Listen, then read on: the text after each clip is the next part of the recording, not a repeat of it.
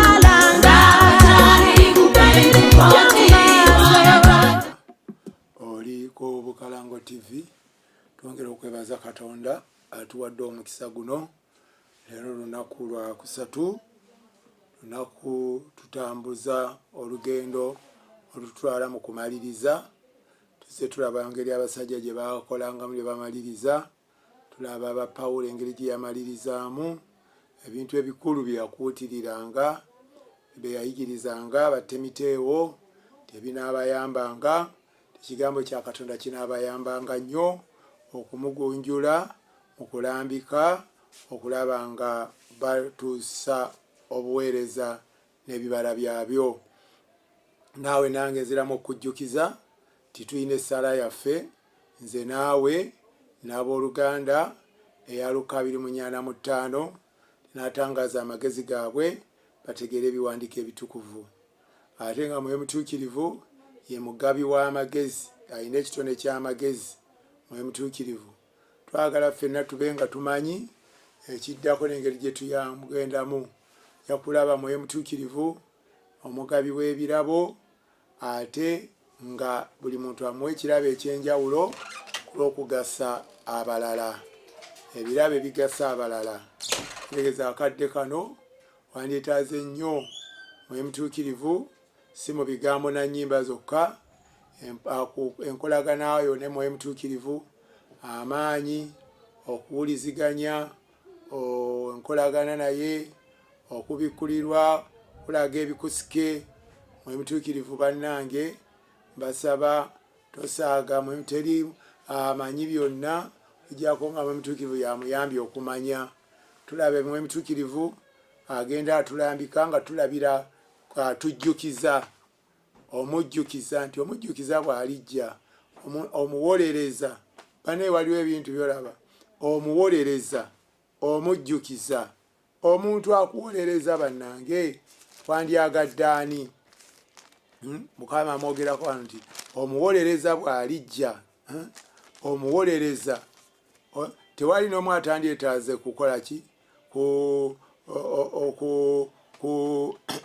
kutawolerezebwa ate ng'awoleza ku nsonga enkulu ezisiba ensonga lwaki ku lwa Mwoyo Mutuukirivu wandiyadde osala amagezi ekimunyumira n'okinoonyereza kyakyawa kikwabula naye n'okita kyasinga okwagala okwenenya akyagala nnyo okukwana enkolagana okuyiiya okumulowoozaako omuwa obudde bane ensonga zonna zonna mututuuse wano nze naawe agenda otusomosa yoono emutuukirivu agamba bati mu kusooka saababuulira kubanga nali nkyali wamu nammwe naye kaakano ŋŋenda eri oyo eyantuma era gwe tewali ambuuza nti ogenda wa naye kubanga mbabuulidde ebyo emitima gyammwe gijjudde ennaku naye mbategeeza amazima tikibagasa nnyo okugenda kubanga bwe sigenda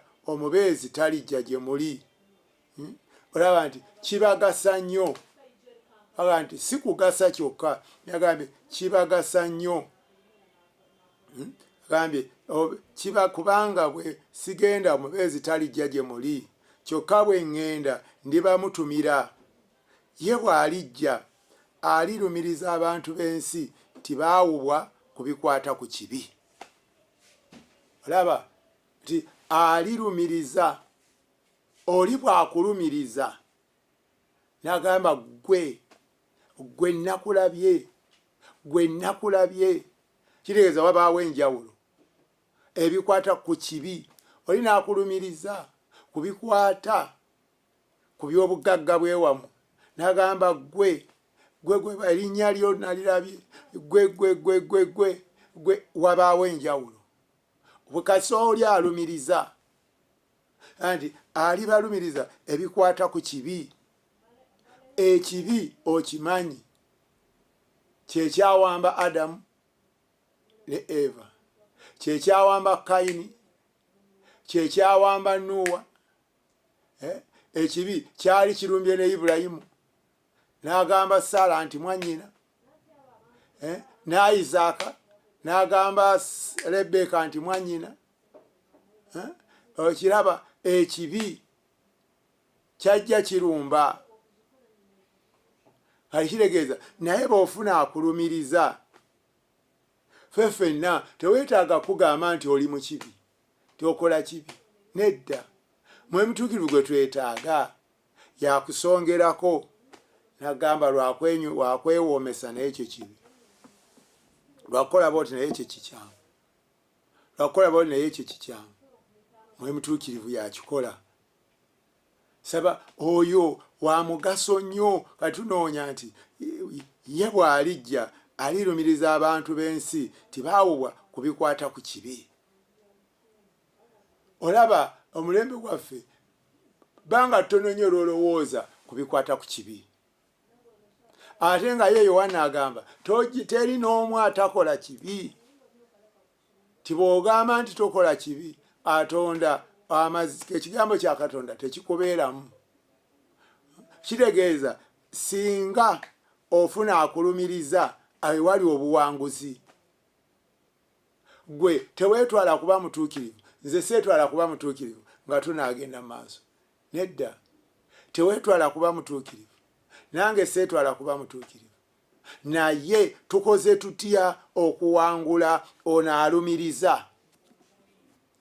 alumiriza abantu bonna bagamba musomesa mwana wange alina ebizibu mwana wange bino ewaffe tulina ebizibu babyogera ebizibu tubyogera naye terina omu ateeka ku liiso ku kibi kubanga oli alumiriza tebamuwa budde kumuwuliriza alumiriza bwakulumiriza kankulibuulire engeri gye tuwangulamu nyangu nnyo 1 John engeri gy'owangulamu nyabo ssebo ng'oyagala okuwangula very soon 1 John emu olabe engeri gy'okikolamu mutwe ogusooka bbaluwa embereberye nyeri wa 6 aga nti bwe tugamba nti tussa kimu naye ate tutambulira mu kizikiza tuba tulimba era tuba tetukolera ku mazima naye bwe twatambulira mu kitangaala nga naye bwali ekitangaala tussa kimu ffenna era omusaayi gwa Yesu omwana we kutunaazaako buli kibi kutambula mu kitangaala Ekitangala kwe kulaba tikino kinnya buno busungu buno buyombi buno butasonyiwa buno bujja ino mpaka waliwo omunaji waliwo omuntu omuyajja namusomesa nina ebizibu family tuyina ebizibu awaka ne mwami wange banga lyetumaze twasibibwa tetuzaala tukola ki awaka waffe wazibu naye ate ngabe tulaza buli kaseera tuba tuyomba buli kaseera kati omwe mutuukiru yamulumiriza oyo ajja kusumulukuka banga yategedde tewabadde tasobola kufuna kyamagero ng'ate kino ekibaga kino ekyobugumba kyekweka eno mu kuyomba mu kwemulugunya mu kuvuma mu kukyawa mu butasonyiwa mu busungu ne kyekwekaawo kati awo kikola kikwata buli chansi yonna ey'obuwanguzi naye simanyi obanga yakitegedde banga yagambye nti munaye tuyomba buli kaseera family awaka okuyombagana kintu kizibu nnyo nnyo nnyo nnyo kizikiza obutayomba tekitegeeza nti bulina bizibu bibatabula naye mu kunyigiriza obutayomba mu kuguma okwo kuba kitangaala kuba kutukuzibwa kuba kunaazibwa ebimu tulina ffeffe nnyini okwebeereramu nsomesa omuntu ampitirirako kituufu akuyitirirako naye olina okumanya olina okubeera n'obuwanguzi kyonoonya bingi bituyitirirako naye enneema ya Katonda etugumya okitegedde enneema ya Katonda etugumya enneema ya Katonda nti omusaayi nti era omusaayi gwa Yesu omwana we gutunaazaako buli kibi bwe tugamba nti tulina kibi tuba twerimba era n'amazima nga tegali mu ffe kati bwe tugamba nti tuli kina kibi tuba twerimba n'amazima nga tegali mu ffe kati muteerimba ono omukozi ono nti bw'alijja alirumiriza abantu b'ensi tibaabubwa kubikwata ku kibi akiregeeza kyova ntugamba nti jangu otuyambe jangu otubeeremu jangu otuwa amaanyi jangu otuyambe jangu otubeeremu waakiri mu birooto akulaga n'omanya kino si kirooto bulooto kino behind the dream eteeka okubaayo amaanyi amabi nendoota ebidomola ebikadde nga bitiriika nendoota ebidomola ebiki endoota ebyo kati tosobola kugamba ti ndyoke nga waloose ekidomola wabadde na kipya ate baolabye osanzewo kikadde era nga gw'osirika kitegeeza kabonero akalabika akategeeza ti gwe oliwa omukisa guba guwanyisa awo oteekawo saala ki yakusaaga mukama emikisa origino yange duplicate kyange kipya kiramu butukuvu bere batuukirivu okitegeera nti akulumiriza ebikwata ku kibi omanyi bw'omanya nti weetaaga ogenda Bulaaya era omanya nti ogenda Bulaaya era amagezi go n'endowooza biba biri ku kisaawe Entebbe kubanga okimanye Bulaaya tojja kuvugayo pikipiki kubanga okitegedde ti e Bulaaya sigenda kuvugayo pikipiki kitegeeza kosti yonna ey'ennyonyi ogisasula bw'oba tonnagiweza opakasa oba toyina weewola totandika butandisi lugendo tiyaye bayitirawa ampitire Kenya kangende Somalia ngende mu Ethiopia kangende bwentyo nga nvuga buvuzi tekiriyo kubanga olugendo si lwa kuvuga si land plane weetaaga ki aeroplane okiraba kati naffe twetaaga okumanya omulimu n'omugaso ekibi kino kyekikola kizibu nnyo akisobola okituwanguza yoyo ezo nti alijja kyebaga nti tuve ku by'okumwogerako naye twagala asensere ayingire mu system ayingire mu bulamu bwaffe okitegedde agamba bw'ati nti kubikwata nti kubanga tebanzikiriza kitegeeza bw'okkiriza Yesu olaba bw'okkiriza Yesu saa Yesu akumwongere mu Mukama twongeremu okukkiriza tulina ebintu bingi bye tugamba ng'ebitatambula naye Saala yeekyuka ekyuka kubanga kubikwata ku kibi 1 ate n'atuwa ne ansa kubanga tebanzikiriza.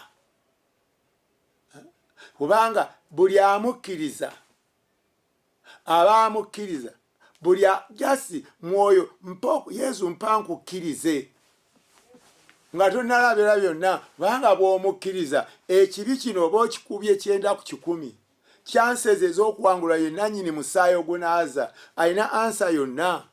Bonna abamukkiriza ebibi tebyabakolako.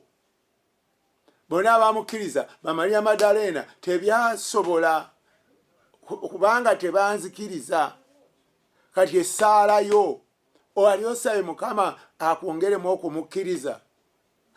Kino kitegeere bulungi nnyo. Ansa eri wano. Tunoonya okugyawo ensozi gwe nange. Tunoonya okugyawo ensozi gwe nange. Tuleme kulowooza ti ojja kumala ebiseera ebisinga obungi bw'oli mugoba masitaani ate nga amasitaani go gawa chance okutuula. Agamba bw'ati kubanga jjukira wali tuddayo ku muwe mutuukirivu mulimu gwe enkolagana obubonero bwe okumulemerako. Yowaana 12 agamba atya naye abo kanzireyo ku 10 agamba kigambo yali mu nsi nga bwe njogera kigambo amala nedda Katonda yatonda ensi ng'ayita mu ye. Naye kigambo bwe yali mu nsi ensi teyamutegeera. Ensi teyategeera kigambo. Okitegedde? Ensi esobola obutategeera mwoyo mutuukirivu. Kati bwe temutegeera enkola engeri gye bayungagana mu mwoyo mutuukirivu okukiggusa akabi we kali awo. Okitegeera? Agamba bw'ati nti eyajja mu nsi ye abantu be ne batamwaniriza. Lwaki? Tebamutegeera. Wali osabe Mukama mpa okutegeera Yesu, mpa okutegeera mwe mutuukirivu, mpa okutegeera Patri nga ekyo kiwaya atugamba musabe kyonna kye mwagala. Tuteeka amaanyi awantu awalala. Basibo ne banyewo olutabaalo lwe tulina odduggusa twetaaga okufuuyirwa mwe mutuukirivu. Ensaba enjogera va mu kubuguumirira okwokusaaga okwawamu. Ansa yino eddiranyisa okulabika nti kigambo yali mu nsi Katonda yatonda ensi ng'ayita mu ye. Kati obanga Katonda yatonda ensi ng'ayita mu kigambo kitegeeza oyo mwe yayita okugitonda era mwasobola okuyita ogitukuza ogisumulula okusimbula n'okugyawo. Kubanga eyatonda ensi ensi baba yatondebwa ng'eyita mu kigambo n'agamba wabeewo omugga guliwo lwa kigambo era kigambo bw'agamba omugga amanye engeri gye gwabeerawo, amanye engeri gyagusirisa, amanye engeri gyagukaliza, amanye engeri gyaguzzamu kubanga obutonzi bwonna buli mu ye. Oyiraba obukulu obwa ekigambo ekyo. Okitegedde ekigambo ekyo? Okitegedde? Agamba bw'ati nti yajja mu nsi ye abantu ne batamwaniriza naye abo abamwaniriza ne bamukkiriza ne bakola eri elementi ey'okukkiriza ti olw'okuba ekibi olw'obutamukkiriza eddagala okumukkiriza okulaba nga Yesu okutuwa enneema twongere omukkiriza kubanga yalina ansa konna kwe zeetoolooledde. Agamba nti naye abo abamwaniriza ne bamukkiriza yabasobozesa okufuuka abaana ba Katonda. Baafuuka abaana ba Katonda mu ngeri eteri ya bulijjo abantu gye bazaalibwamu wabula Katonda yennyini ye kitaabwe. Kigambo yafuuka omuntu n'abeera mu ffe ne tulaba ekitiibwa kye ng'ajjudde ekisa era n'amazima. Ekitiibwa ekyo kye yafuna ye mwana omu bw'ati wa Katonda. Okiraba nti kye baafunamu baamwaniriza ne bamukkiriza. Kasa baamukkiriza ekibi kye kino kyatugambye Yowaana 16 nti agamba nti agaya ati ebikwata ku kibi ne ku butuukirivu ne ku kusala omusango kubikwata ku kibi kubanga tebanzikiriza kyova osaba mwe mutuukirivu mpa okukkiriza Yesu mwe mutuukirivu baane bali bamukkiriza ne bamwaniriza mu bigambo ne mu bikolwa essala yange naawe ebeere eremerekaawo mu nnaku lumu bbiri esimbewo akati awo obanga waliwo nti obikwata ku kibi kubanga tebanzikiriza ebikwata ku butuukirivu kubanga ŋŋenda eri kitange era ŋŋenda eri kitange era munaaba temukyandaba kubikwata ku kusala omusango kubanga omufuzi w'ensi eno asaliddwa omusango kati omusango mu maaso ga Katonda guvaawa kwe kwekwata ku oyo asaliddwa omusango bwe weeyunga ku oyo ayina omusango ogabana ku misango gye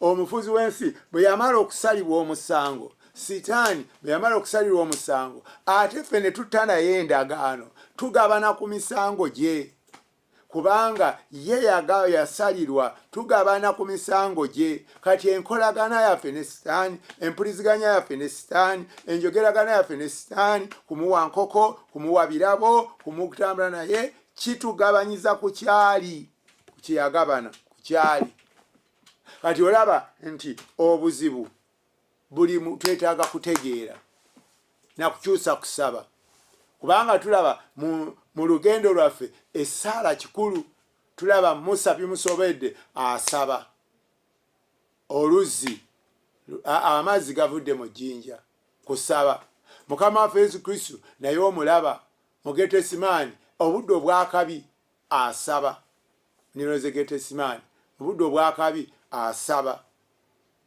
okiraba olaba nga nakyo kintu kikulu kusaba kali naffe ensaba eno nti kubikwata ku kibi tebanzikiriza Mukama twongeremu okukkiriza okirabirawa Zaakayo yali musajja mubbi bibi byereere naye yamukkiriza bwe yamukkiriza n'alinya omuti amulabe bwe yamuyita nakka n'awulira ekigambo kye Zaakayo kamangu nakka bwe yakka kyekyaliwo Yesu ebyo bya Zaakayo tebyalemesa Yesu kusula mu nnyumba ya Zaakayo lwaki yamukkiriza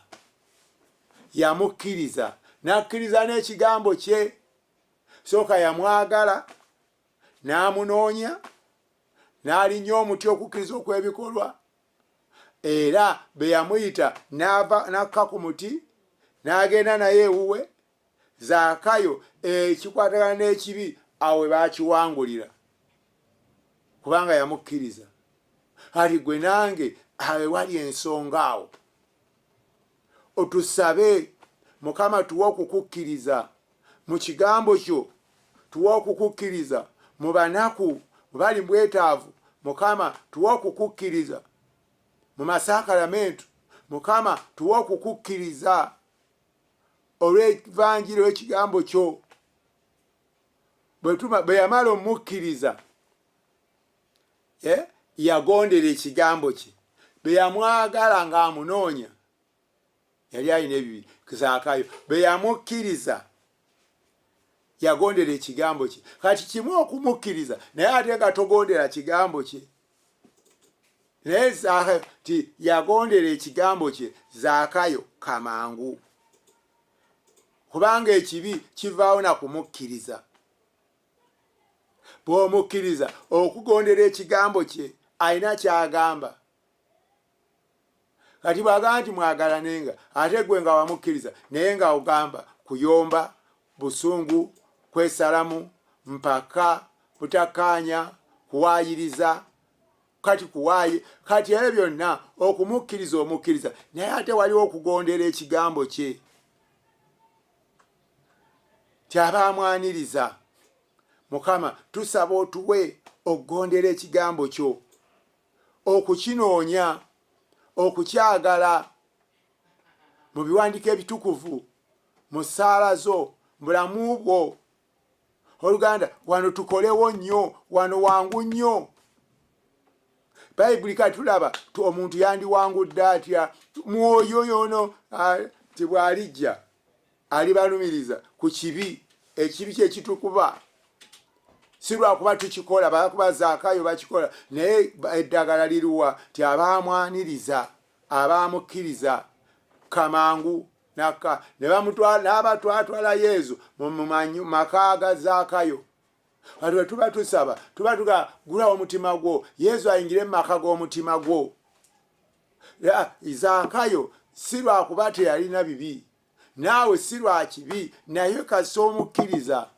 n'owulira ekigambo kye n'omuggulirawo ayingire mu maka g'omutima gwo ayingire mu nze tuula mu nze Yesu yingira mu nze tuula ebisigadde simanyi Zaakayo kasa Yesu yayingira mu maka ga Zaakayo yayingira mu maka ga Zaakayo n'amukkiriza ebyaddirira ebyaliwo kweyama bweyamo bwa Zaakayo oba nina gwe nali azaamanya ani yagambye nti olina gwe wali azaamanya naye kubanga amukkiriza bw'omukkiriza ekibi n'abalabe bo bafukamira olw'ekikolwa eky'okumukkiriza naye bwe tunabala ebiseera bingi kuyiga masaani kirungi saani mu muyige mugobe naye ekyo kiyinza okukusobozesa okuba omuwanguzi kisobola okukusobozesa okuba omuwanguzi okiraba n'agamba ekirala era ensonga eno bane nga tunaawangula gwe nange omanyi nkwetaaga kubanga gwoyinza okubeera Kuuli oba Alooni owanire emikono gyange mu lutalo tolowooza nti toli wa mugaso kyemba njagala tukwatagane tumanye engeri gye tutambulamu tulabe engeri gye tukiggusa tulabe engeri abantu gyala balaba Katonda okubala balaba omukono gwa Katonda basobole omukkiriza tuleme kutambulira mu kizikiza mu kubula tuleme kutambulira mu kubula omuntu ekintu kibenga kivaamu ddala nga kivaamu tuyambe abaaliwo abanajja bonna tubasumulule tubayambe abalamu n'abaafa balabe ekisa kya Katonda olw'okubeera gwe nange kati 12 agambye bw'ati nkyalina bingi ebyokubabuulira ani agamba ye Yesu kati kitegeeza ebingi ebyo byakyalina okubabuulira si bibuulire byetaagisa maybe mu ebyo ebingi ebyokutubuulira mwe muli ansayo naye kaakano temubisobola naye Mwoyo amanyisa abantu amazima bw'alijja olaba awo tebasaagirawo kiringa batiisimba otogisaagirako lujja olubereberye olukuggulirawo kati ate ffe mwe twasaagira twayingiramu mu ndagaano naye ate era endagaano eyo nga ono yasalirwa omusango fe obutaba na musango twamwegaana saani nkwegaana n'emitego gyo kubanga gwe omusango gwakusalirwa naye ekyennaku ate gwe twasalirwa omusango ate gwe twakolagana naye ebatisimu yaffe n'enafuwa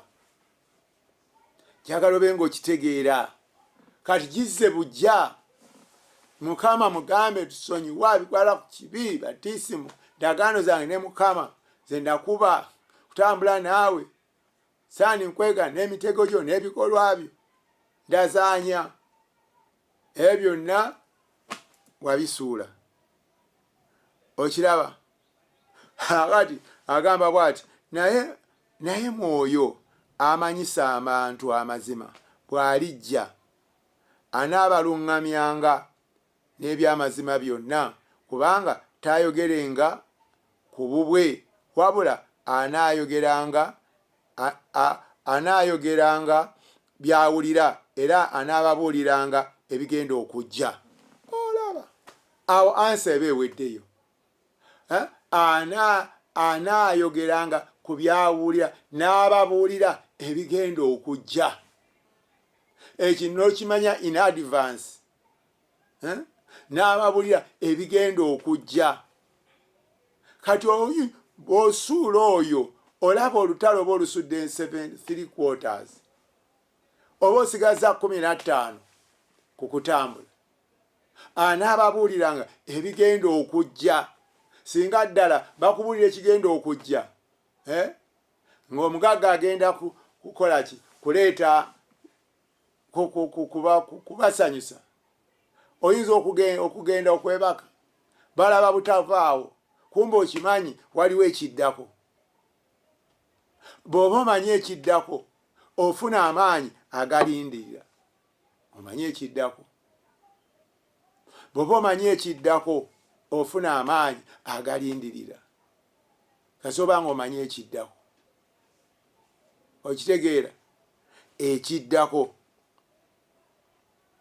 Agamba bw'ati nti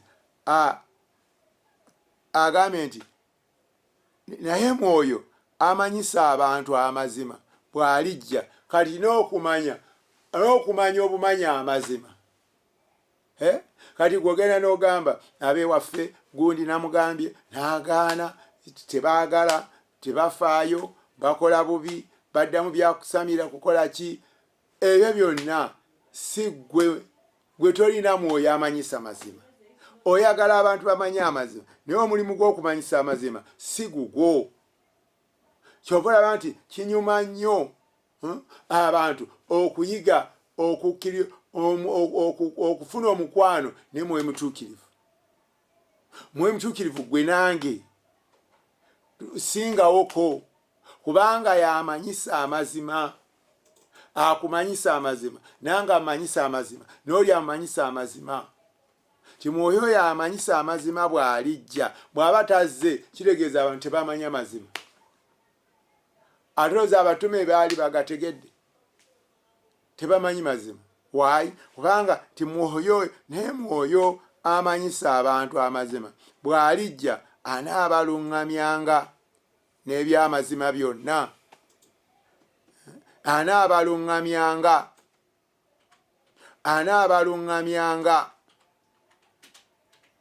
Okiraba omuntu okuluŋŋamya yitira wano linnya wano tambula wano genda wano kola bwoti. Kati ekikulu kiri nti atulemera ku kyokuweza. Lwaki omulimu gwe muffe tegulabika?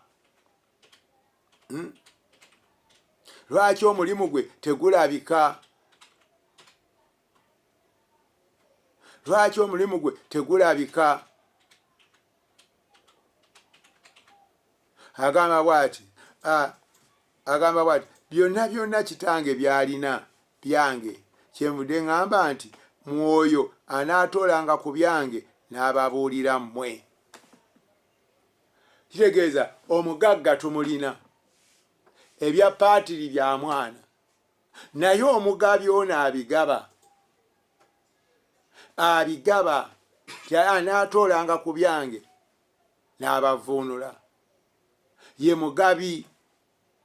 Sebo Nyabulo Sseruganda twongere kwetegereza abantu awo peresona oyo ow'okusatu. Tweyongere wakiri bukyenkya osiibe Mukama nyongera Mwoyo wo ategeeza amazima alambika ayigiriza.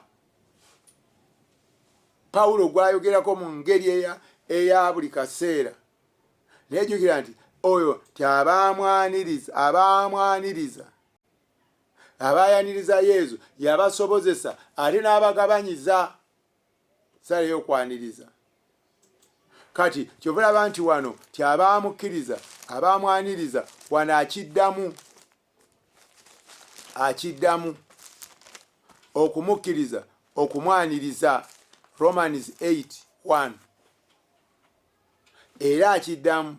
Olaba nga Pawulo yayogera bw'ati obulamu obw'abo abalina Mwoyo Mutuukirivu. Agamba kale kaakano abo abali mu Kristo Yesu tebakyalina musango kubanga etteeka lya Mwoyo erituwa obulamu ffe abali mu Kristo lyatuwonya etteeka erireeta ekibi era n'okufa. Abali mu Kristo Yesu tewali musango kubanga bayungagana n'oyo eyawangula ensi.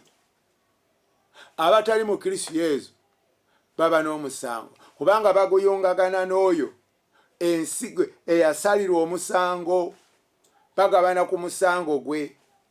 Kati enjawulo nti kukyuka kudde eri oyo atalina musango muye naffe kwe tugabanira, kwe tuwangulira, kwe tusumululirwa, kwe tuyimusibwa, byonna kwe bisobolerwa. Tutambule olugendo olwo nga tetudda mabega. Gwe nange amayenga agatulumba, amayenga agatukuba mu famire, mu mirimu waka, naye atuyamba yani ye mwoyo atuwa okwaniriza. Mwoyo mutuukivu tuwa okukkiriza Yesu n'okumwaniriza sala yaffe. Ayi mwoyo mutuukivu nti tuwe okukkiriza Yesu n'okumwaniriza, tuwe okumukkiriza n'okumwaniriza. Eyo gamba Yesu musabe kyonna kye mwagala. Tujja kuba tusabye ekintu ekirimu amakulu, tujja kuba tusabye ekintu ekinaatuyamba. Okusinga okufukumula esaala ennyingi naye nga zonna zikuba bbanga. So okufumula esaala ennyingi n'olowooza nti nga bw'osabye ennyingi ogenda kufuna bingi, kikubuukako nga tolina kantu. Kikubuukako nga tolina kantu. Olaba kyeva gamba nti oyo gwe tulina okunyweza, oyo yatwawula kwoli eyasalirwa omusango. Bw'okonekitinga n'ow'omusango ogabana ku musango gwe. Bw'okonekitinga n'ono atalina musango maaso ga Katonda naawe ogabana ku buwanguzi bwe. Kati connection nayo nkulu.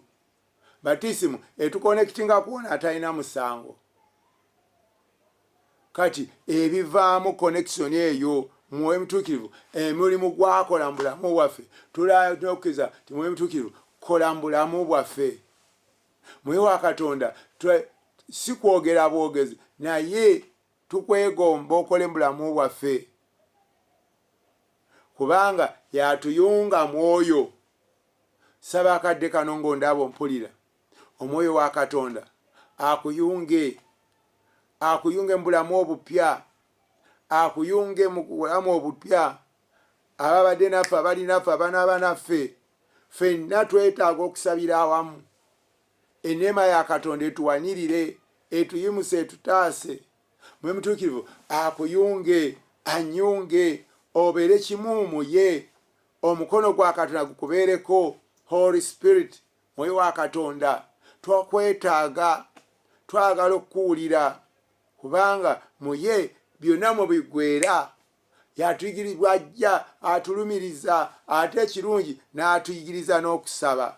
Ate tumanyi kusaba ye yatuyamba, akola emirimu mingi ekimukwata mu bulamu bwaffe obutamukkiriza kumuggulirawo obulamu bwaffe. Ate abalala kwe kuba naye n'obanga alina omupakasi, n'obanga n'omuntu atagasa, n'obanga n'otomanya nti olina omuntu omukulu gw'oli naye era okukakkana nga temukwataganye.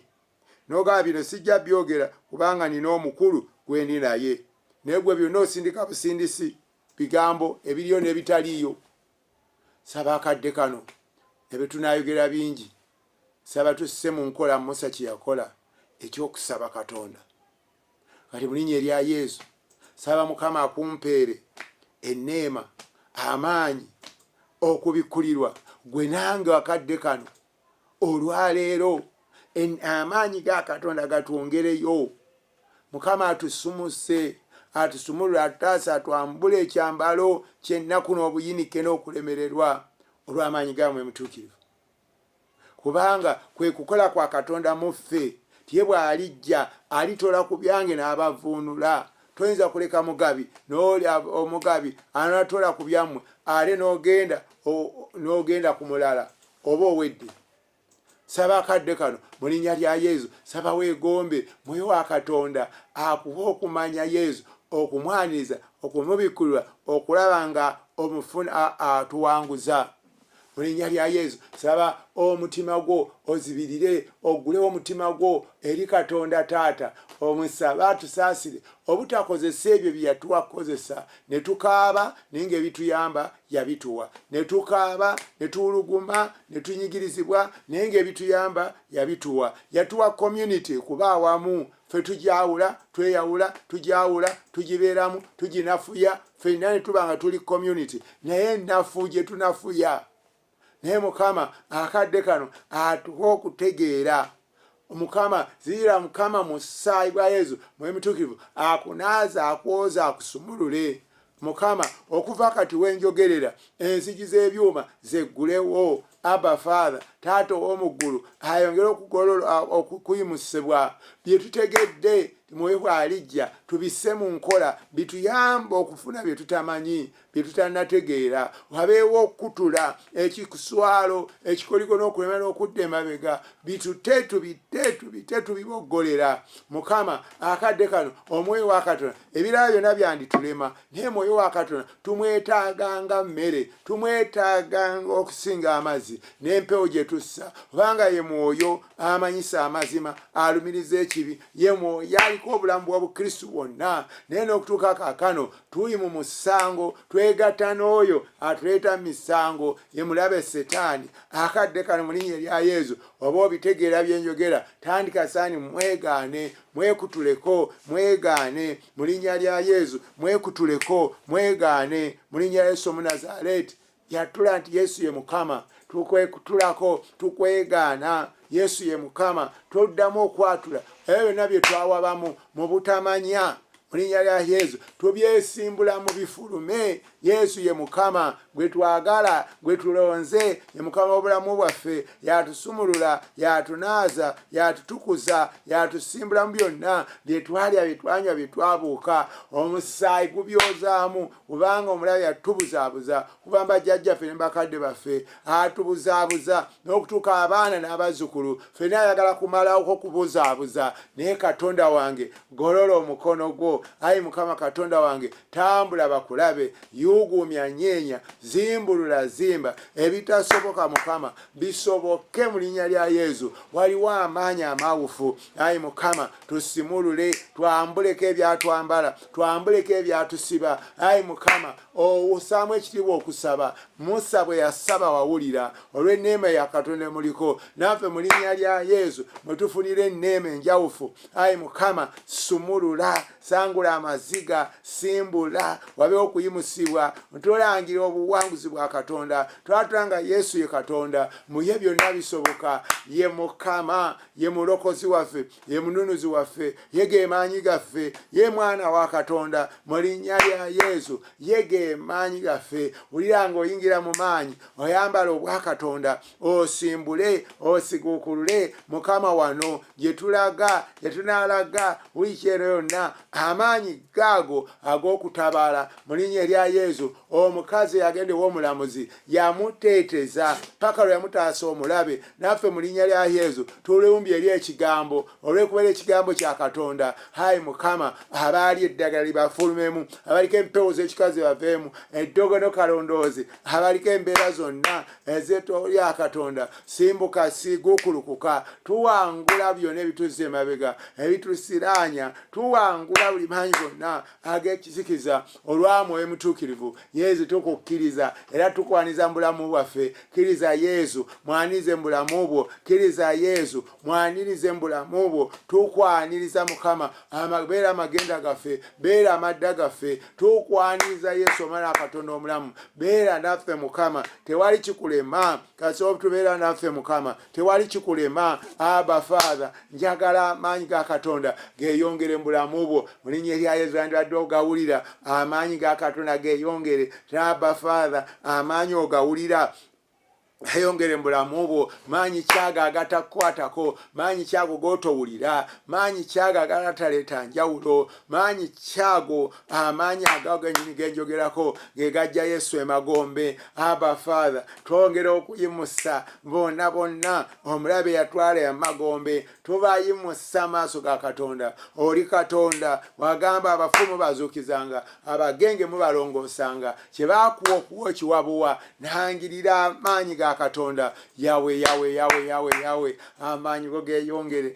yawe yawe yawe yawe yawe amaanyi ga Katonda ena maso go ita yawe yawe yawe yawe yawe ebikwata bite kalondoza ate ekulemirwa kute kudde mabega kute mu linnya lya Yesu agalwadde gonna n'omusaayi gwayika Gologosa yasamasa musaayi agalwadde gonna empewo yonna eyalwadde mu mawuggwe mu kifuba mu mawuggwe mu bibumba mu butaago na bitundu byonna eby'omugaso eby'omu mubiri eby'omunda so omusaayi gweso gwayika omusaayi gwo gubituukeko bitomere okuzuukira okusumulula okuteebwa mu linnya lya Yesu omwana wa Katonda omulamu amaanyi ag'omusaayi gatambula walya ddagala walinywa Yesu akutuukako Yesu akwatako Yesu akusumulula Yesu muwulire wulira Mukama akwatako atambula Mukama atambula mu nnimiro atambula ng'anyeenya abaamukkiriza ne bamwaniriza abo bazaakayo baawaayo baalinya omuti naffe mu Kristo Yesu tuyitawo mu linnya lya Yesu atambula atambula atambula akola binene Abba Father nkwebaza olw'erinnya ly'ettukuvu oluganda ndaba mpulira mu linnya lya Yesu ali mu ntebe ali ku kitanda atudde wansi amaanyi gaago amaanyi ga Kristo Yesu oyo atuleetera enjawulo Mukama tukwebaza twekutulako olutwe okulemera n'okudda emabega tubikutula ku baana baffe abakola ebibuuzo abagenda okubikola mu linnya lya Yesu twesumulula amaanyi gonna ag'enzikiza tulangira okuteebwa n'okusumulula buli kavuyo ka Sitaani konna tukamalamu amaanyi tukasazaamu buli kalondoozi konna tukumalamu amaanyi tukusazaamu mu linnya lya Yesu twatulanga Yesu Katonda Yesu ye Mukama ye mulokozi ye mununuzi Yesu ge maanyi gaffe kwebaza Mukama nkutendereza okoze binene okyakola binene naddala ekirabo eky'okumwoyo mutuukirivu oyo akola byonna aleeta okusumulula aleeta okuwonyezebwa aleeta okuyimusibwa agenda mu maaso ye Katonda tukwesinza tukwebaza Mukama tukwetendereza ayagala ennyo essala y'okwebaza byonna by'okoze ne byewakola tukwebaza Mukama olw'ekigambo kyo olwa mwoyo wo tukwebaza Mukama famiri z'osumula z'ogenda okusumulula tukwebaza Mukama olw'erinnya ly'ettukuvu tukwebaza Mukama olwa prayer center olwa project eno Mukama tukwebaza Katonda waffe olwa Bukalango TV kyuma ekikasuka ebyamafaananyi n'ebigambo mu bbanga obwakabaka bubune mu nsi yonna yagamba abatume Yesu bwe mugende mbagambe obwakabaka busembedde naye kati si kyakugenda twogera bwogeza ensi yonna neewulira neemanya ayi Mukama tuddamu okuyita bamalayika tuddamu okuyita emikisa tuddamu okuyita bamalayika ba Katonda koowola bamalayika Mikayiri Rafayiri Gabudyeri basabamalayika tubakoowola olutabaalo lweyongedde si lwakusaaga wabeewo ekibaawo amaanyi agagajja Yesu emagombe amaanyi agatandika okukola mu bulamu bwo amaanyi agagajja Yesu emagombe gasumulule amaanyi agajja Yesu emagombe geeyongere waliwo amaanyi agajja Yesu emagombe Abba Father amaanyi ga Katonda amaanyi ago gayingiremu ng'okuba mu ngalo amaanyi agajja Yesu emagombe ganyeenya n'ekigwa gayugumya gasimbula ayi Mukama twongera amaanyi agajja Yesu emagombe sikulaba begeeyongera waliwo amaanyi agajja Yesu emagombe waliwo amaanyi genjogerako agajja Yesu emagombe amaanyi ago geeyongere amaanyi ago geeyongere amaanyi ago geeyongere agajja Yesu emagombe geeyongera geeyongera geeyongera geeyongera geeyongera yageeyongera Yesu ogenda naye eka nga Zaakayo geeyongera nga Bamaliya Madalena tewali betulaba ebibi byabalemesa wabula Kristo kasi yabeerangawo yakiggusanga geeyongera agajja Yesu emagombe gatukozese gakukozese gasumulule gakutule gamenyeemenye gasimbule amaanyi agajja Yesu emagombe amaanyi ago tugayita amaanyi agajja Yesu emagombe amaanyi ago byewalya byewanywa byewabuuka mu linnya lya Yesu bifulume amaanyi agajja Yesu emagombe gayuguumya ganyeenya gasimbula amaanyi agajja Yesu emagombe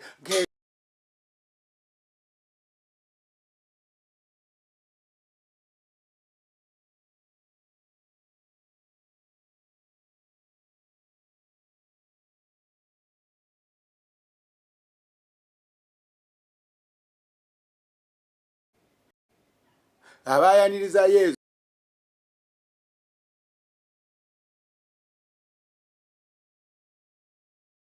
tusobola okukyeyungako.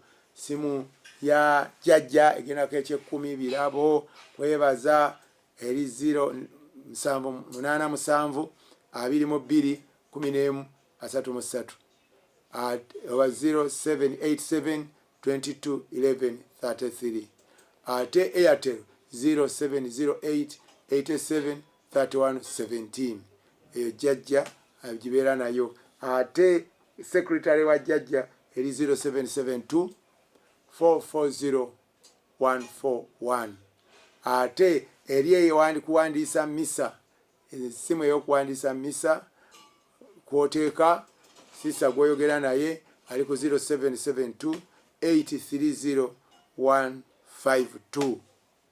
Eno gyenkuutembera esembayo ya WhatsApp ya WhatsApp saala kigambo kwebuuza kyekitambula kyekigenda maaso kulaba nga naawe ossa mu nkola ekola ku bya training wing ero eri 0759 401 123.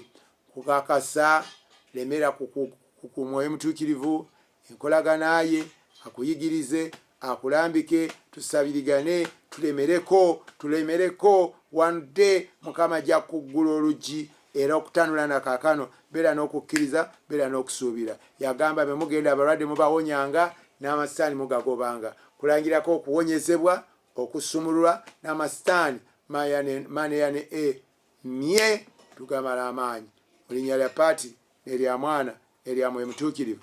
Amiina.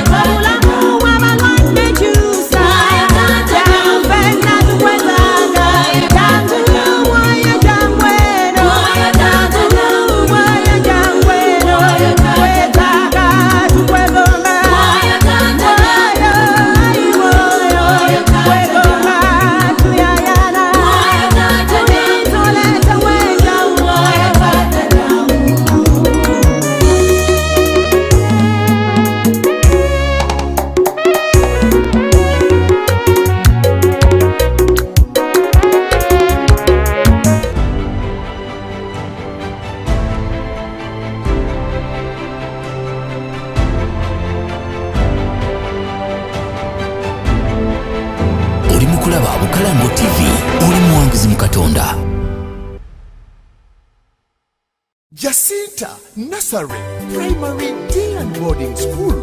Here you come. Basomesa bulungi siba wana buwani abasomesa bonna abatendeke atenga bakugudala ku musingi gwabwe omulwefu kwe bayimiridde omuzadde leero tebwekwasa omwana mubatwalire. Jacinta Nursery Primary Day and Boarding School bya Mulebe nnyo.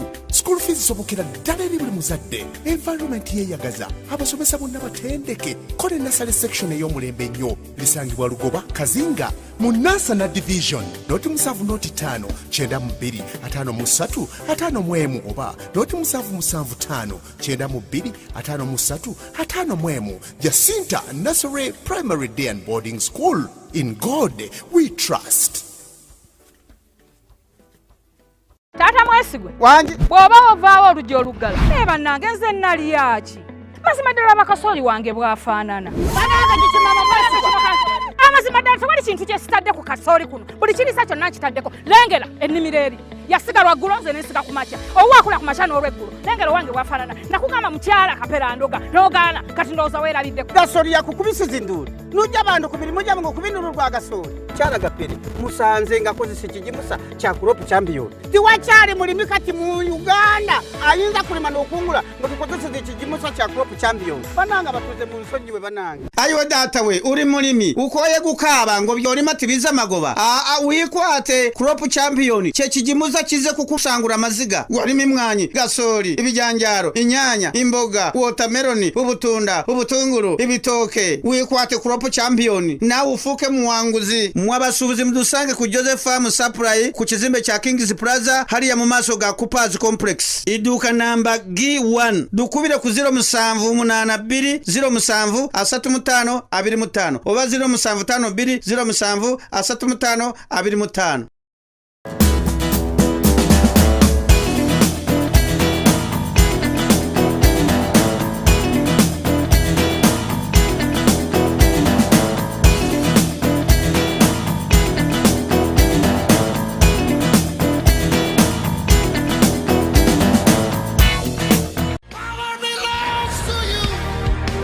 lunch hour prayer ojja kukula mu mwoyo omwoyo gwo gube n'amaanyi mu kigambo kya Katonda mu kuwonyezebwa ne mu kusumululwa mubeere ku lunch hour prayer mujja kuvaako nga mufuuse b'amaanyi nga Musa bwe yali tasobola kuwangula Falaawo okujjako nga amaze okufuna amaanyi ewa Katonda ku kisaka nawe lunch hour prayer funa amaanyi kula nywera Falaawo ojja musobola.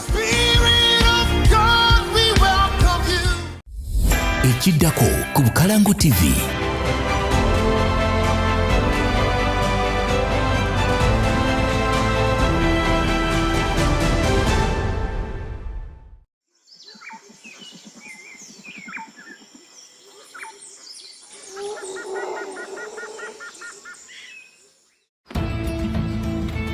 There are not many places in the world with mangroves. We tend to view them as hard to navigate, full of tangled roots, mosquitoes and mud. But they are so much more. Mangroves are one of the most important habitats on Earth for safeguarding the well-being of humans. Not to mention being vital to many of the planet's most extraordinary, wonderful and endangered species. Everything from shorebirds to sharks and monkeys to manatees. Once we explore this unique landscape, it's not just wildlife, but us who are drawn to the magic of mangroves.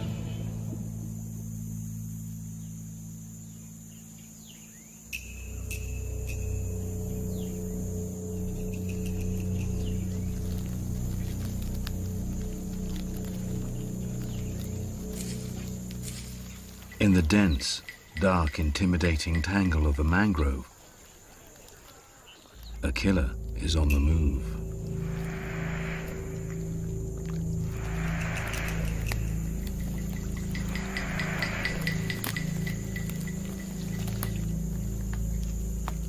This is a Burmese python,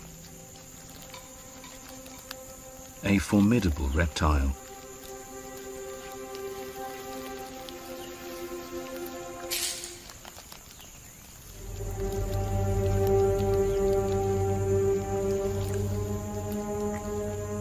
One of the longest snakes on Earth.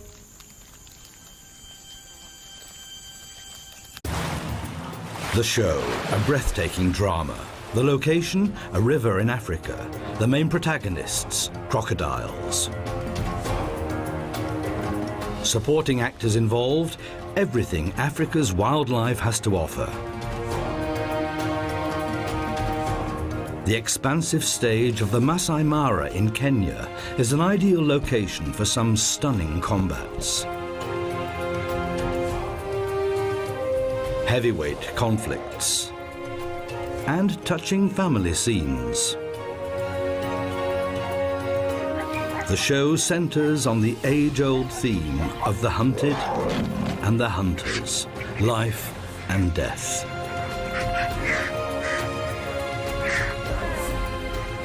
But none of the other protagonists can match this one, the killer that comes out of the water.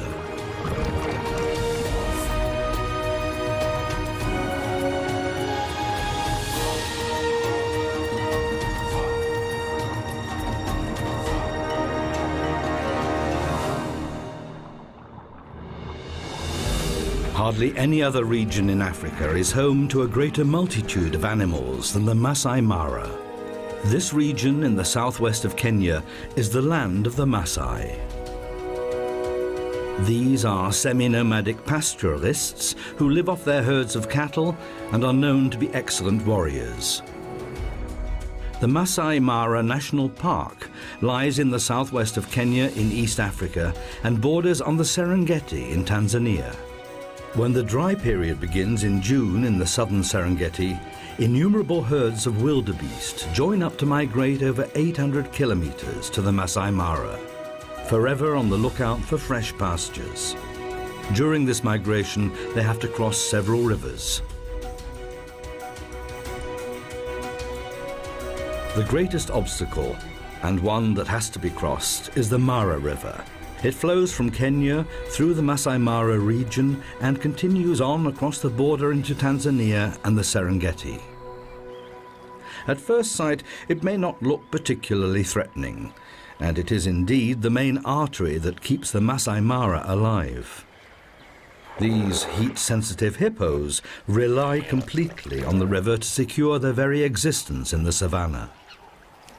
Nowhere else does the vegetation offer such a wealth of food for the elephants.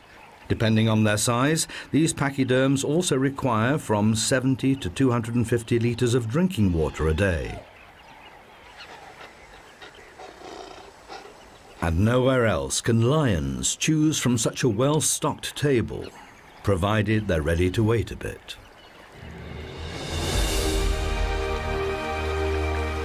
The Mara River is the only river in this region that carries water all year round.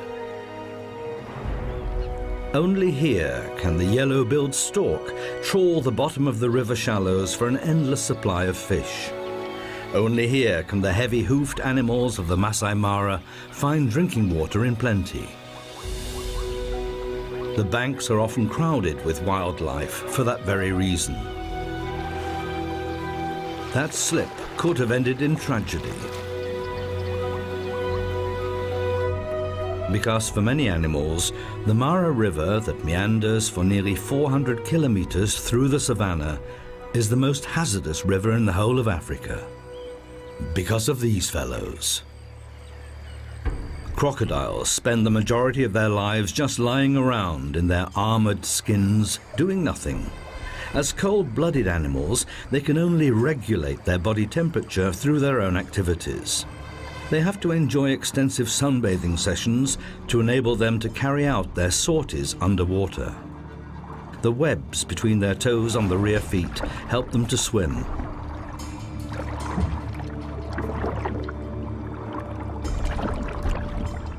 Their tail, that makes up around half of their 6-meter length, is what drives them.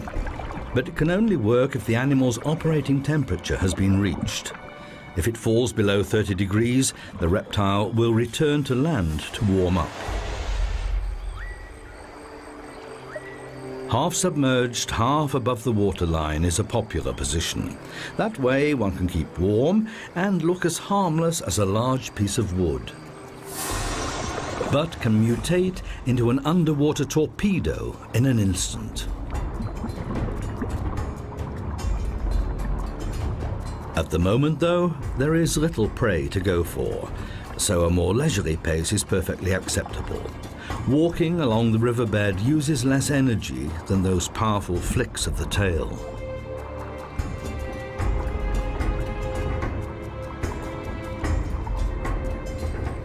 What looks like boredom-induced yawning is in fact temperature regulation. By opening its mouth, the reptile prevents its brain overheating. If it's still too hot, it moves into the water. A lunchtime doze underwater is only possible for a crocodile if the water is very warm. The geographical range of their existence is restricted to tropical and subtropical regions. They can't afford to waste too much energy. Most of the time throughout the year they just wait, ready to attack with their fearsome jaws containing more than 70 teeth.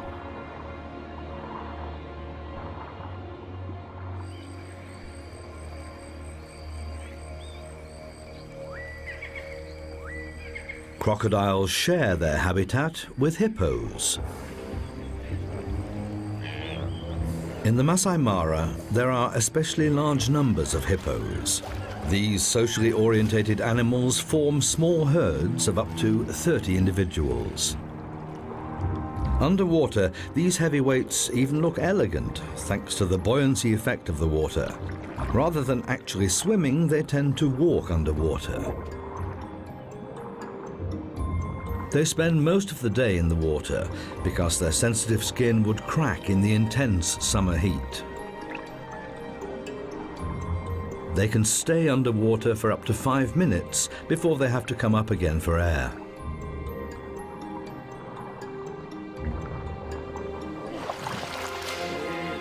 As a rule, one older bull will live together with a group of females and their young.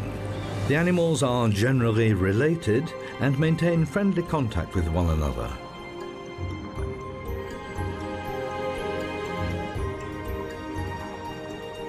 As long as there is sufficient water in the river, there are no grounds for rivalry.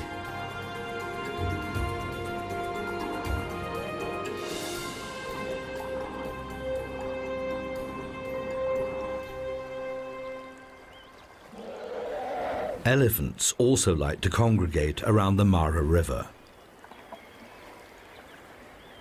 The smaller ones are best off keeping close to the adults. That way they're less likely to become a crocodile's next lunch. Elephants are among the most socially orientated animals in the world. This little elephant has not yet learned how to use its trunk to drink with.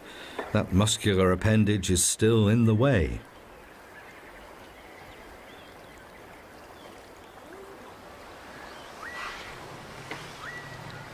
It takes a while for baby elephants to learn what useful tools their trunks are. The older adults can use their muscular trunks as a most versatile multi-tool. During meal times, it fulfills both the grab and the cutlery functions. This little one can't start learning a moment too soon, even if it is kept fed by its mother's milk for many months.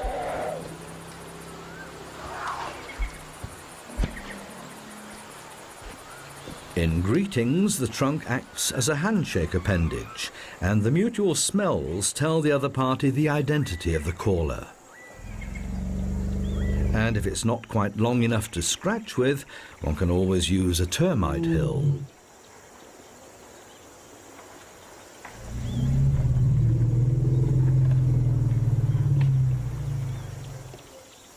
This mother cheetah and her 3 almost fully grown young and 2 younger males have made their way down to the river. The brothers share the remains of the gazelle they caught.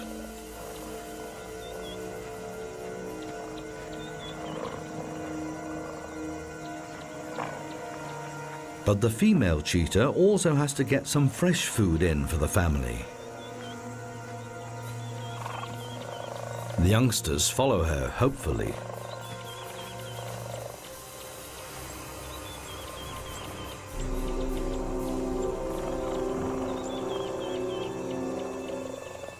The brothers are so involved that they don't even notice the family. This one has been distracted. One youngster has discovered the hidden camera.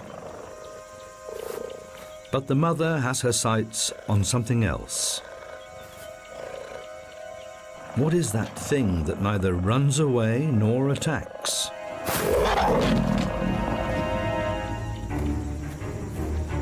But what she has discovered does indeed run away.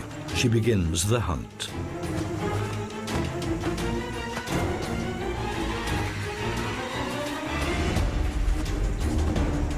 A hare can accelerate up to 70 kilometers an hour, but the cheetah is even faster. This big cat can even reach speeds of 100 kilometers an hour over short distances.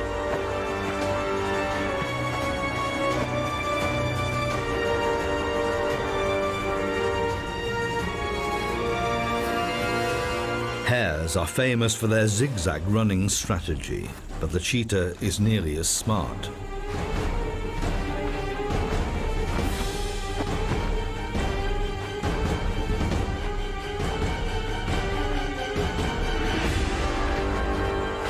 The big cat's strategy is to cause the prey to trip up with a carefully aimed hit of the paw. And yet,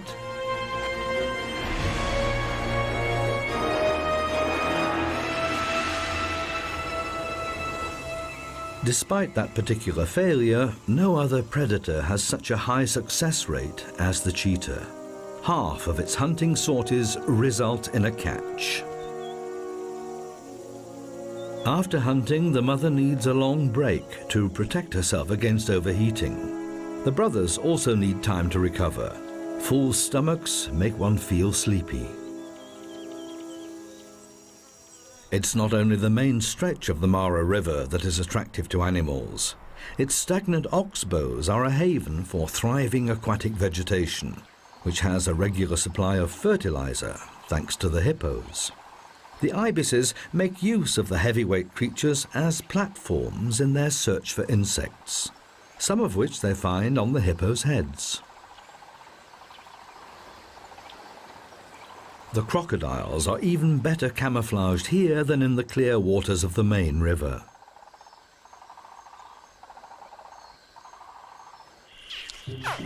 Out on an inaccessible sand spit, the next generation is making its first moves. The female will have laid the eggs here 3 months ago in a nest made of sand and vegetation residues. The brooding temperature determines the sex of the young ones. In Nile crocodiles, the young will only be male if the eggs are maintained at a temperature of 32 to 35 degrees. Above or below that temperature range, the young will be female. The calls they produce while still inside the eggs appear to stimulate the brood. They all hatch at the same time. Hardly have they left their nest when they are approached by a cavernous mouth.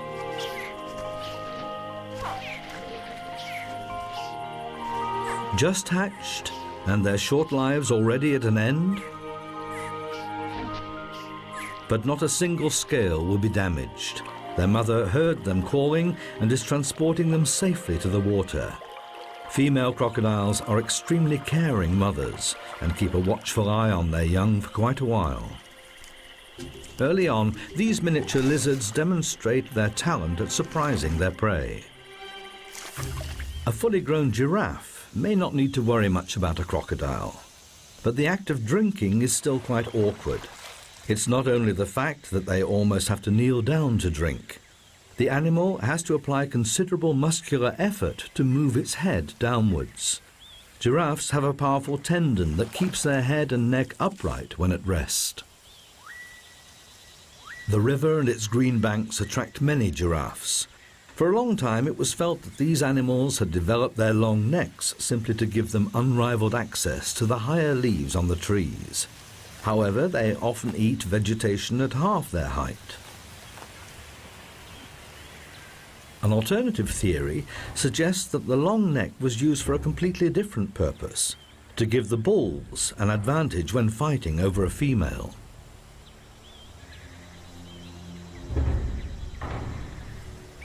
These two young bulls are merely practicing. They're gauging their strikes very carefully.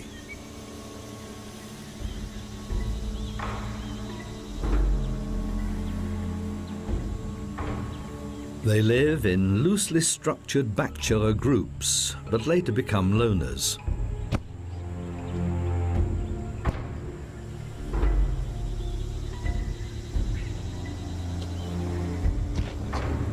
If they then meet a rival during the mating period, there will be no consideration for the other.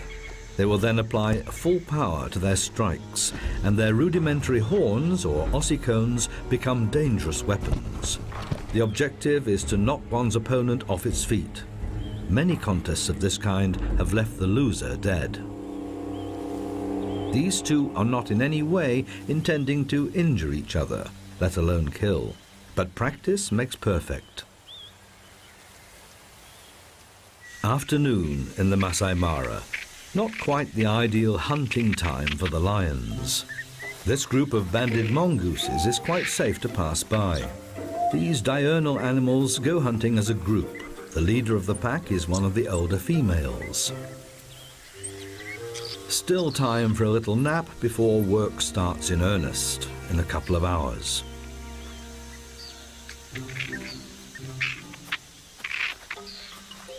The mongooses scour the terrain for beetles, larvae and other insects. Now and again they dig down a little to unearth a particularly tasty morsel.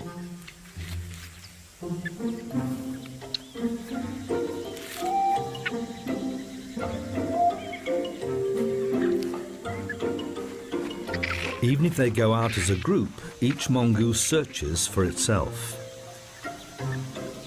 Occasionally, a mother and her young will dig together, but normally mongooses hunt individually for food.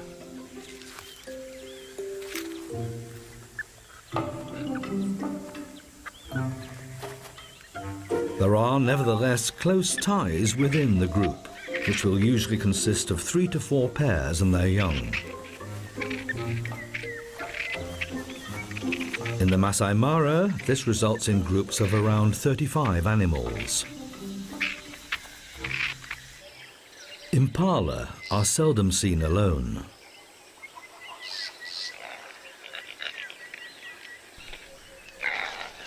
This very young male is still allowed to be in the herd. The female is presumably its mother. Otherwise, these herds consist of females and a few of the older males who will fight each other for mating rights during the mating period.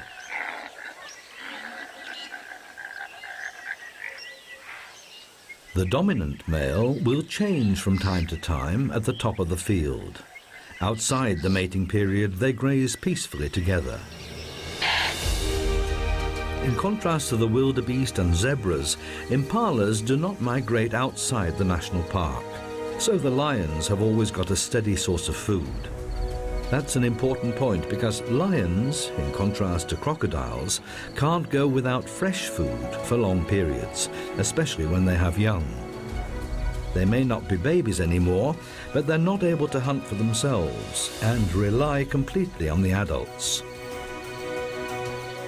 But it can take a while before they actually manage to deliver the goods.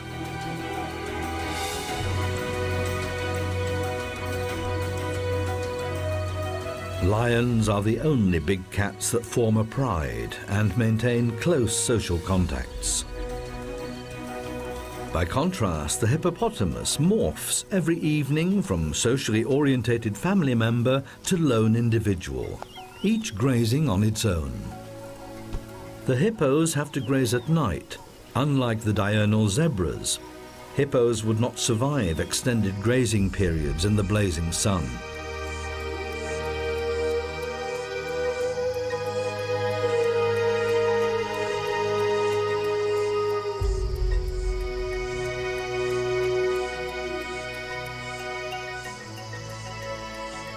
The king of the savannah still does not appear to be in a hunting mood. But soon he will set off on that errand.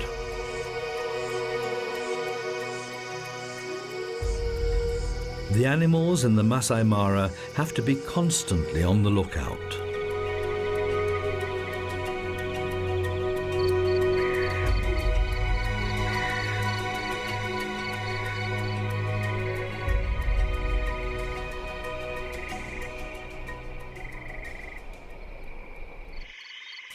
The fact that hippos have skin that is so sensitive to the sun, making them nocturnal grazers, may be linked to their ancestors. They're related to whales. These massive creatures need not fear the dark. They have no predators. And anyway, the buffalo is busy with something else.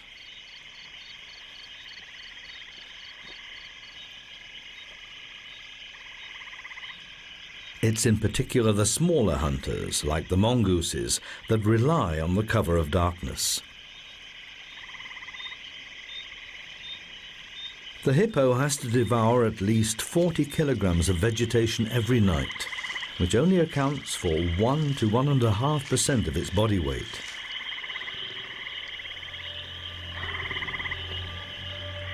Lions and crocodiles will generally avoid each other.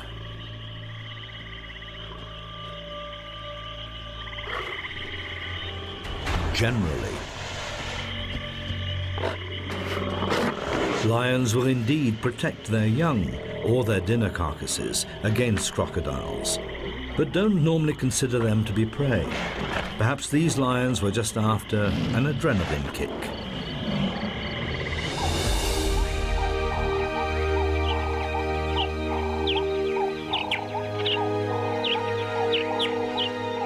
A new day dawns, and with it the start of the greatest drama of the Masai Mara.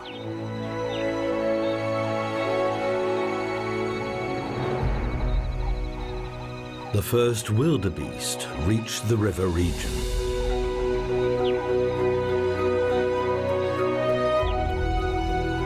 Behind them is an 800-kilometer energy-draining migration.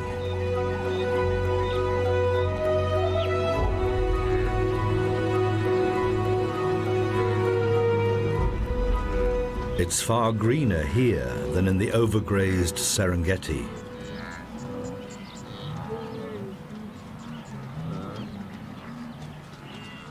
In the Masai Mara, the rain and drought periods are less extreme than in the southern Serengeti.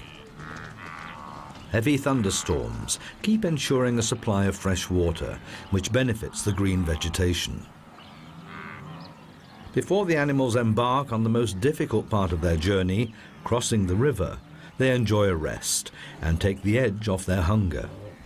They specialize in short grass. It replenishes itself relatively quickly, but is grazed to nothing in a short time, which is why these animals keep searching for new pastures. Their broad mouths, large incisors, and mobile lips make them the perfect lawn mowers.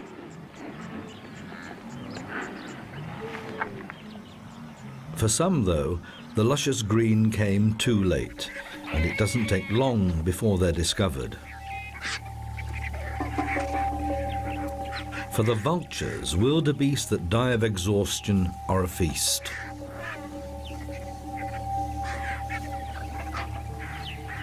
Ruppel's vultures specialize in large carrion, such as wildebeest. The marabou may be larger than them, but the vulture's sharp curved beaks are far superior, both as meat cutting tools and weapons.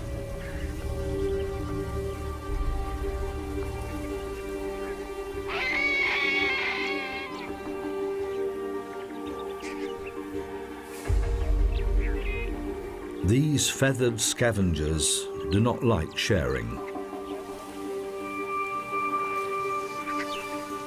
Some are so involved in infighting they forget to eat.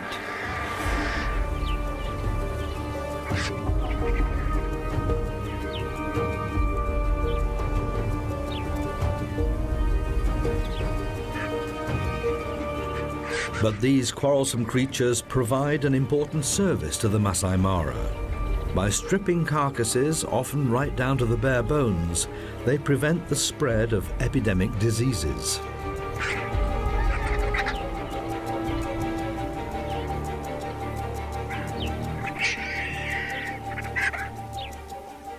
When they're not fighting, Ruppel's vultures can devour as much as a fifth of their own body weight in one sitting. That can be 1 to 2 kilograms. Having eaten their fill, they find taking off a bit cumbersome.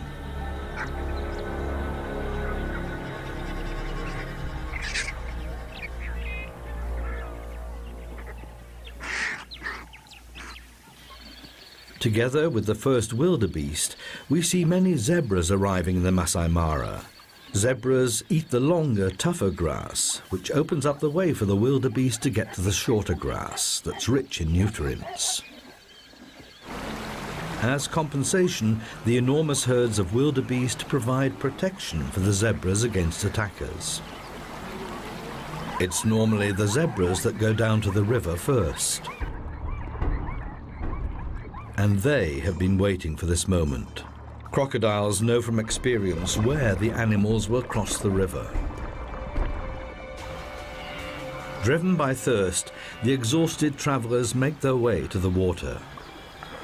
As long as the crocs are moving, they will be detected in good time. The lions have also taken up their positions and have already had a successful hunt.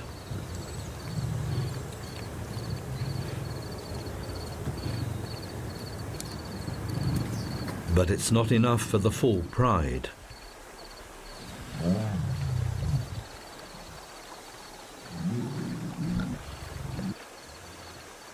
The lions know exactly which points on the river are the easiest for the zebras and wildebeest to cross.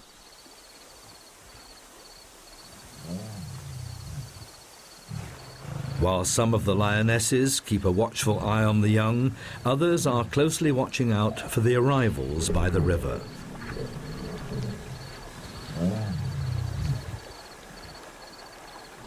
The lionesses, mostly mothers and daughters, sisters, aunts and nieces, form the hunting party.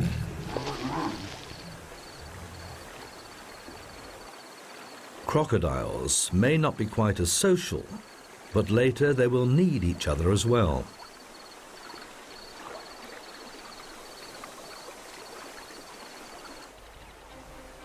More and more wildebeest gather on the opposite bank. They're facing the greatest challenge of their long journey. The steep banks alone that line the Mara in many places are hard to overcome. But the wildebeest have no choice.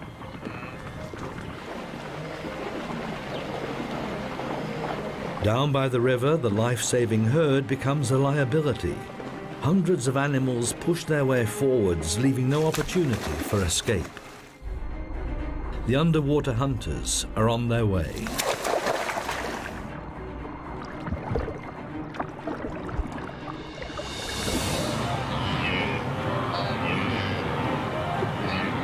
There is simply no end to this sumptuous meal. The wildebeest are well aware of the dangers, but they have to get through.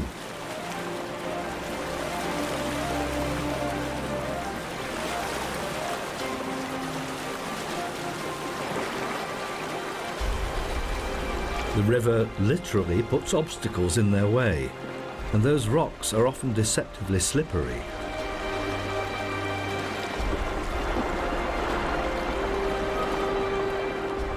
Once the first animals have dared to enter the water, there's nowhere to go but forward. The crocodiles try to attack the open flanks. If they get too close to the thick of it, they're at risk themselves.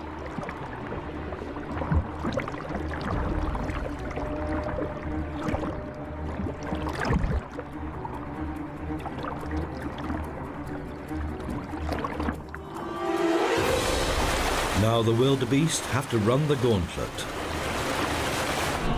They have managed to reach the safety of the bank.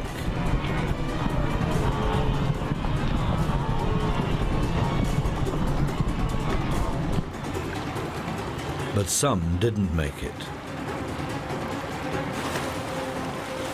The wildebeest summon their last reserves of strength. Their ability to leap is their only chance.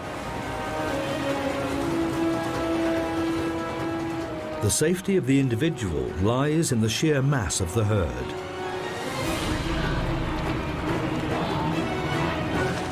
But the crocodiles are not alone.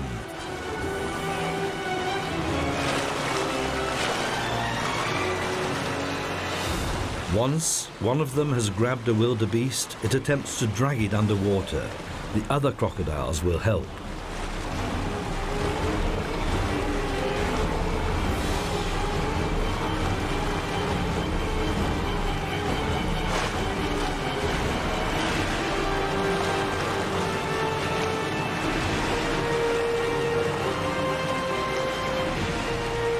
Each bite has the force of 2,000 kilos.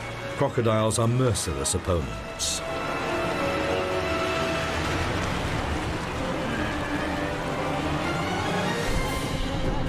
And the animals that pass the first hurdle are faced with the next ambush.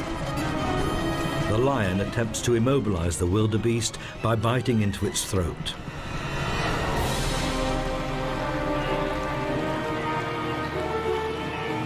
Even if they survive the river, they can still be trampled underfoot.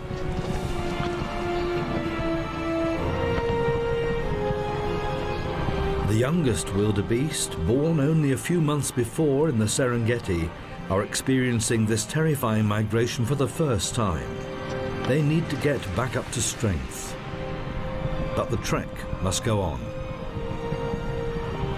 Driven on by the stressful experience, the animals quickly take control of their new terrain.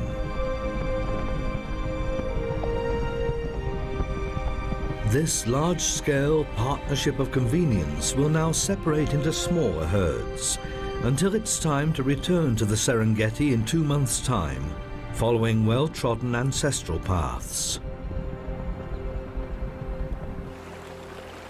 The Battle of the Mara is over for the time being, and the vultures will finish what the crocodiles could not.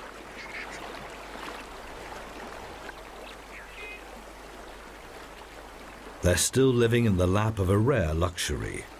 Even if a crocodile didn't manage to kill its own wildebeest, there are plenty of fallen and drowned animals floating right past their noses. After a few days, the carcasses are easier for the crocodiles to tear apart than freshly killed ones. Despite their armory of teeth, crocodiles can't bite off bits of their prey. They have to rip them to pieces by shaking them from side to side. Even though they cooperated in the hunt, they do not like sharing.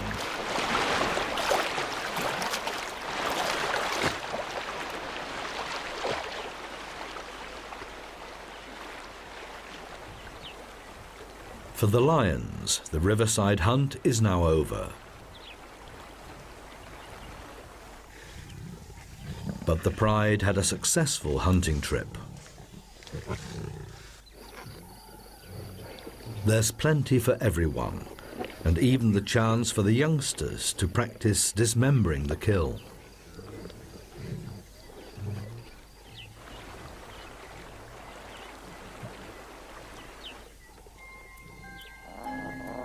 And practicing the fatal bite to the throat.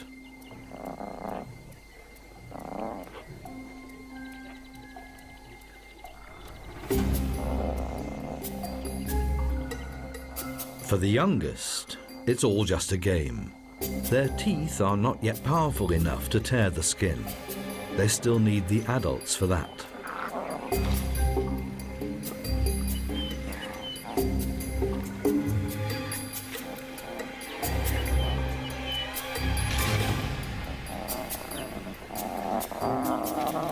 A full stomach feels good. Both the adults and their young feel playful.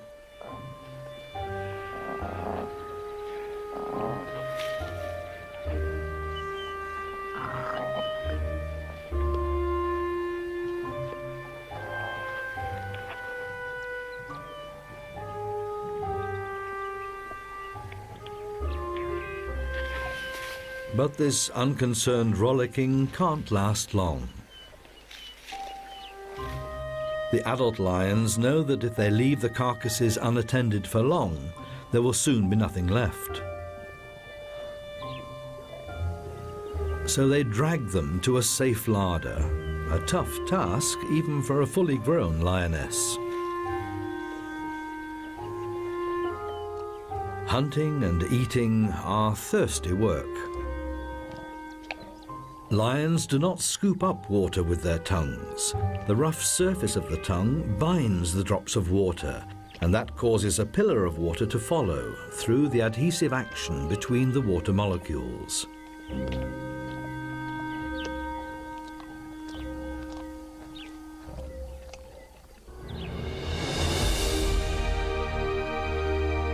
The surface area of the Masai Mara is a mere tenth of the size of the Serengeti.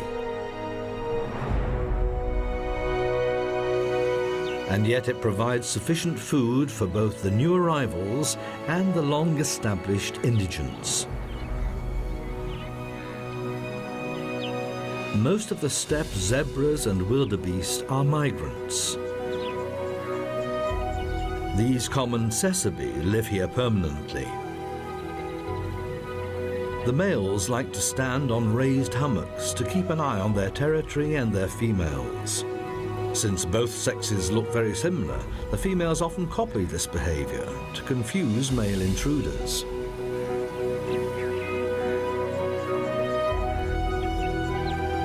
Giraffes have an even better view of the surroundings, which is why zebras like to stay close to the giraffes.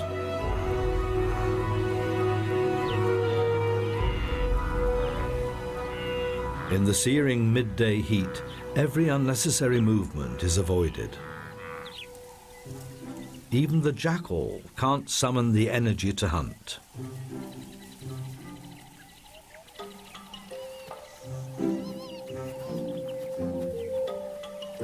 The hyenas are no different. Despite their reputation, hyenas are not merely dim scavengers.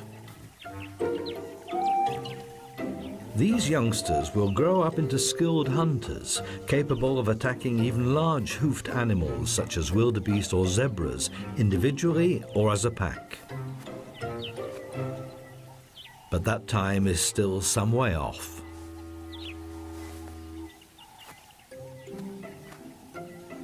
Mother hyenas suckle their young for a year, longer than most other hunters.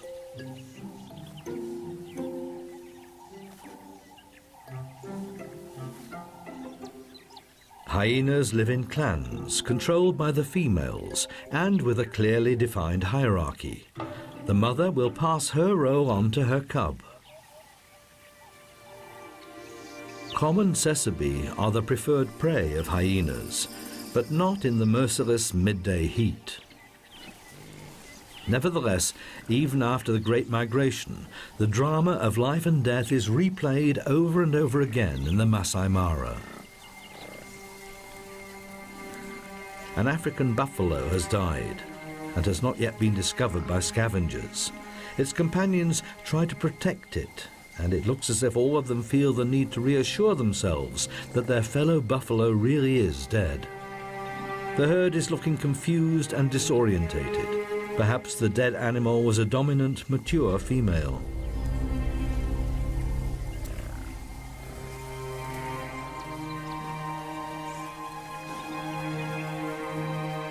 Related cows form a group with a very strict hierarchy. If a high-ranking animal dies, the herd first has to reorganize itself. The saddle-billed stork is also a carrion eater, but has to wait until others have ripped open the carcass. The young tawny eagle is much better equipped.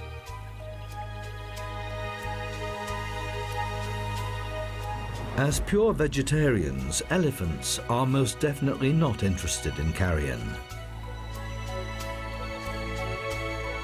In contrast to popular belief, however, they do not only eat leaves. In the savannah, they eat almost exclusively grass, and lots of it. An adult elephant will devour 200 to 300 kilograms of vegetation a day.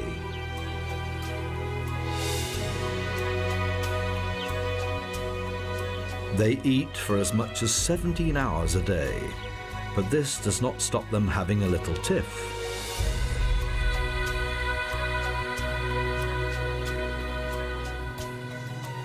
Even the babies try to work out how Mummy does it.